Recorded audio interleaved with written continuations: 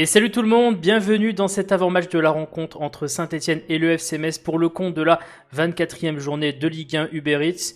Les Messins qui vont tenter de se relancer après ce petit arrêt lors du match contre Montpellier, qui était un peu un match pour nous remettre les idées en place après notre très bonne série de 3 victoires d'affilée. Et donc les Messins qui vont se déplacer du côté de Saint-Etienne, une équipe qui est plutôt un adversaire qu'on arrive à battre depuis les derniers matchs. Et justement l'idée c'est un peu d'évaluer tous les éléments pour ce match qui évidemment s'annonce compliqué pour les deux équipes. Pour ce faire, j'ai monsieur Grenat Forever qui est avec moi. Comment vas-tu, Grenat Forever? Bonsoir Monsieur Socket, bon écoute, tout va pour le mieux, hein, toujours. Avant de commencer, deux trois petites choses à vous rappeler. Premièrement, n'oubliez pas de vous abonner à la chaîne si ce n'est pas déjà fait, pour nous soutenir bien sûr dans le développement de cette chaîne qui est la Maison du Grenat.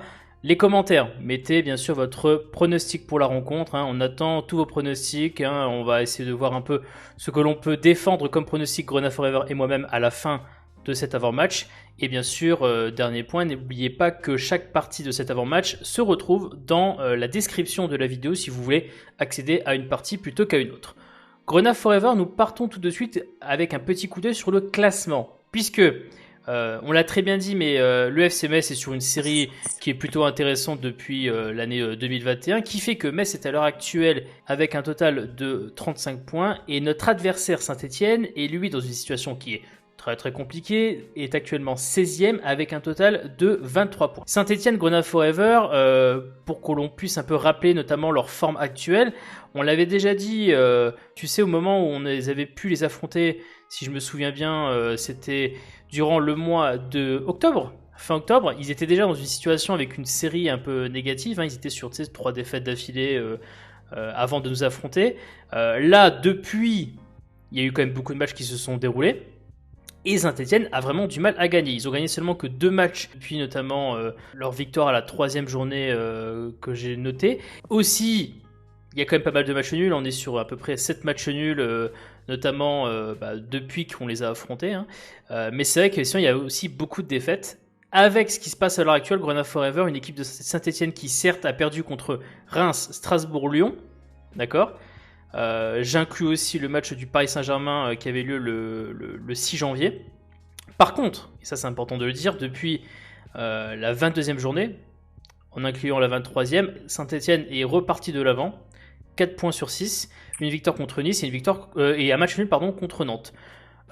Bête blessée, attention quand même au réveil de la bête, hein, depuis la victoire contre Nice, hein, Grenat Forever. Oui, bah moi j'ai envie de remettre dans le contexte un peu. Ils gagnent dans un match contre Nice, contre une équipe de Nice qui est peut-être aussi malade qu'eux en ce moment, et ils jouent et ils font match nul contre l'une des pires équipes en 2021, le FC Nantes de Raymond Domenech, dans une purge pas possible où les deux équipes ont chacune leur mi-temps. Donc j'ai envie de dire, ils ont eu en fait, je trouve, les bons adversaires au bon moment pour essayer de se refaire un petit peu la cerise. Ouais. Là, en jouant un FC Metz en pleine forme, peut-être que la mayonnaise ne sera pas la même. En fait, ils n'ont pas de match référence. Ils n'ont pas ce match référence qui permet de te dire ils ont de nouveau franchi le cap. Peut-être que la victoire à Nice leur avait donné ça, mais ils sont retombés dans leur travers chez eux contre Nantes et tu t'es pas dit, mince, peut-être que la roue va enfin tourner pour eux, quoi. Comparé à nous, Grenat Forever, parce que là on a parlé un peu de Saint-Etienne, c'est vrai que Metz est à l'heure actuelle plutôt sur une phase ascendante, hein, qui a eu son petit ralentissement contre Montpellier.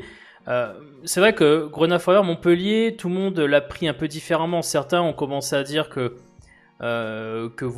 c'était certes un match nul, mais bon, on a quand même pris un point et puis on n'a pas perdu le match non plus.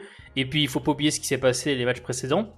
Il y en a d'autres aussi, qui ont mis un petit alerte en disant attention, faut pas commencer à aller dans l'embellie, hein, et il faut bien rester les pieds sur terre. La saison n'est absolument pas finie, hein, même si on est à l'heure actuelle sur une bonne place qui est la 6e place, ça n'est absolument pas fini. Est-ce qu'on va sentir un peu, des joueurs revanchards un peu de ce qui s'est passé par rapport à Montpellier? Peut-être que certains seront revanchards, mais il y aura une certaine forme de continuité. On a vu beaucoup de choses aussi positives contre Montpellier. Je ne suis pas persuadé qu'il y ait eu un excès de confiance. Donc je pense qu'il y aura certains mecs qui ont des choses peut-être à se faire pardonner. Peut-être un Aaron Leia-Iseka, je pense à lui. Et d'autres qui auront encore envie de confirmer leur embellie du moment. Au niveau Grenat Forever des 11 des deux équipes, tout d'abord parlons de Saint-Etienne, qui a, on peut dire, là aussi beaucoup d'instabilité dans son effectif. Alors il y a eu le cas notamment des joueurs blessés lors de la phase aller. Il y a aussi le cas de certains cadres qui en plus sont des noms qui parlent à beaucoup de monde, qui sont soit mis sur la touche ou tu vois, soit même des fois en dehors carrément du groupe, hein, ça peut arriver. Et donc Saint-Etienne, au niveau de leur groupe, j'ai fait un petit tour notamment chez certains médias fans de Saint-Etienne. Alors on devrait normalement du côté de Saint-Etienne ne pas compter avec un Riyad Boudbouz titulaire sur ce match, normalement. Il se trouve quand même que Saint-Etienne, voilà, avec notamment le retour de certains joueurs, peut former sur le papier une équipe un peu quand même potable. Il y a le renfort de Modeste qui a été recruté lors de ce mercato d'hiver, qui est un renfort très intéressant. Après, bon voilà, il n'a pas joué depuis très longtemps, donc Modeste est même pas sûr de démarrer en tant que titulaire, c'est ce que tu me disais en off normalement. Mais bon, en tout cas, ce qui est sûr, c'est que Saint-Etienne, voilà, doit compter avec des absents. Donc Aouchiche qui est pas convoqué, Retsos qui était notamment un joueur que l'on avait affronté Grona Forever lors de la phase aller qui n'est pas là si je me souviens bien.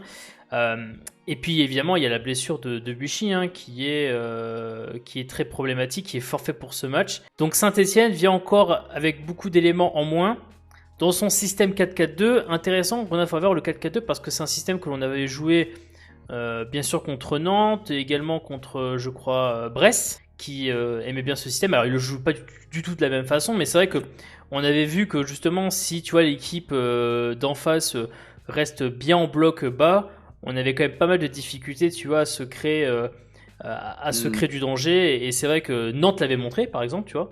Nantes, on avait quand même eu du mal à se créer du danger, je m'en souviens notamment en première mi-temps.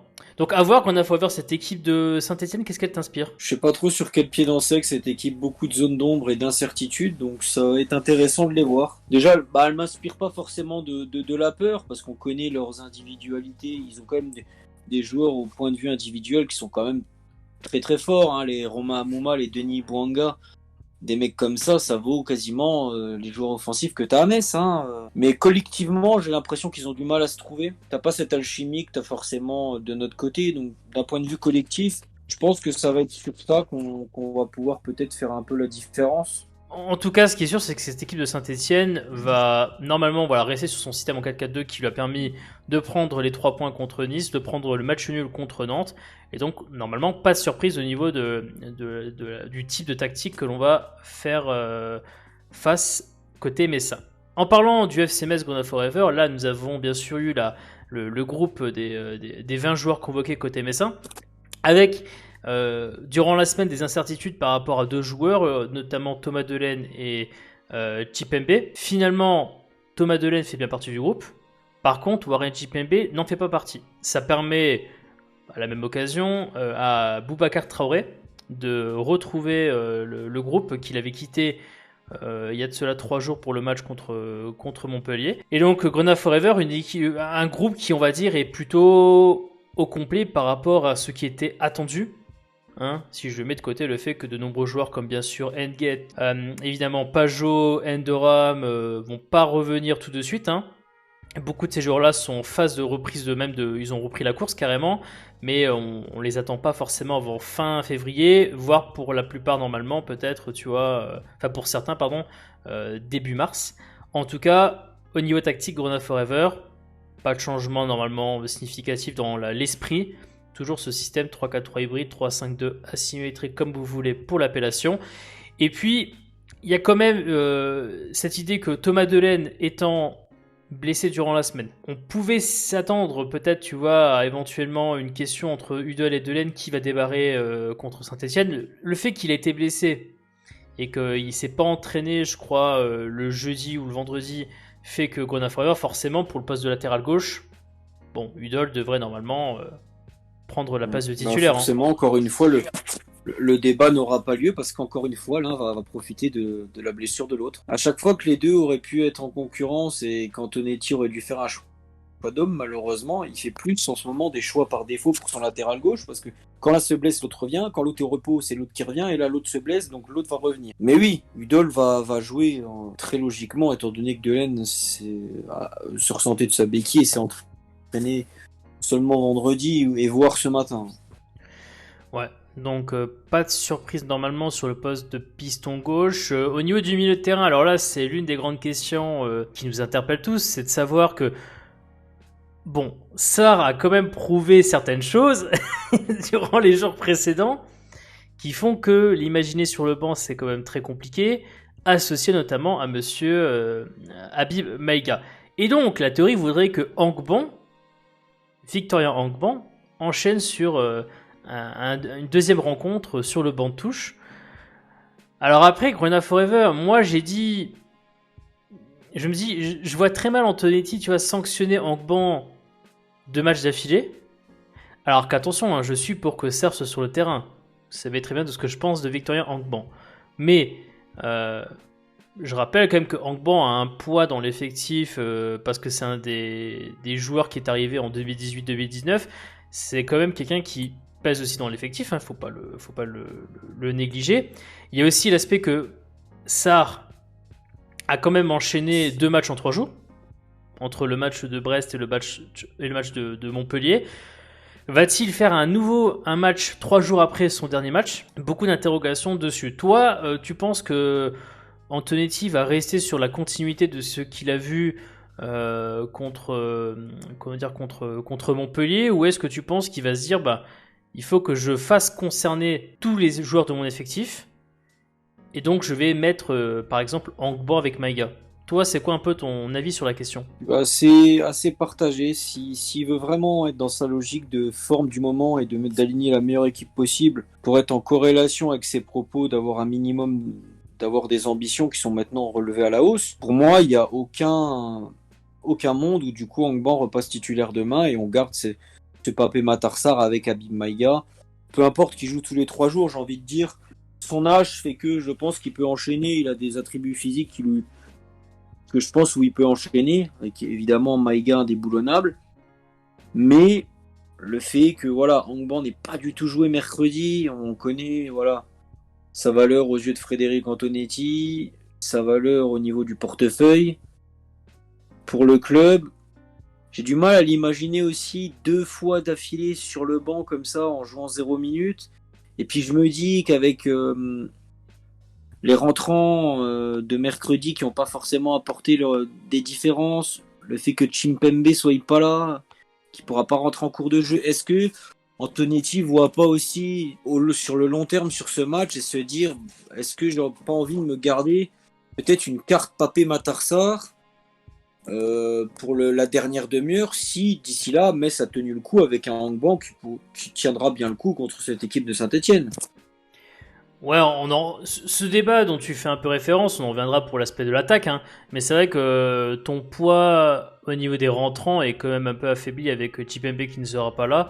Et effectivement, peut-être que tu te dis que Angban est un équilibre entre l'attaque et défense, même si on sait qu'il est beaucoup mieux défensivement parlant qu'offensivement parlant.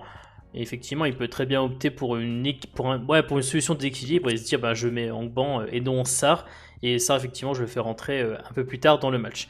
Sur l'attaque, Grenat Forever, alors bien sûr, Monsieur Boulaya sera toujours là pour faire part de sa créativité offensive. Pour les autres postes de l'attaque, il y a quand même une question qui se pose parce que même si Leia Iseka devrait normalement, je dis bien normalement, avoir la pointe de l'attaque, quel ailier mettre, surtout après ce qui s'est passé contre Montpellier, avec d'un côté un Yad qui a certes commencé comme Montpellier, mais dont on n'a pas senti vraiment tu sais qu'il a vraiment pris le match à son compte offensivement, et tu te dis qu'il aurait été peut-être plus décisif encore s'il était rentré comme l'a été finalement Lamine Gueye, tu vois, en deuxième mi-temps. Donc voilà, et donc la question c'est est-ce que tu démarres avec un Gueye ou est-ce que tu démarres avec un Yad sur le côté droit? Il y a évidemment une troisième option qui elle est aussi assez crédible, hein, c'est de mettre Wagner Diaz sur le côté gauche, sachant que Wagner Diaz n'a absolument pas joué contre Montpellier il y a 3 jours, et que sa titularisation, avec l'idée donc d'air de pouvoir faire rentrer soit Lamine Gueye ou soit Yad en deuxième mi-temps, est une idée qui est totalement défendable et donc qui est défendue d'ailleurs par certains.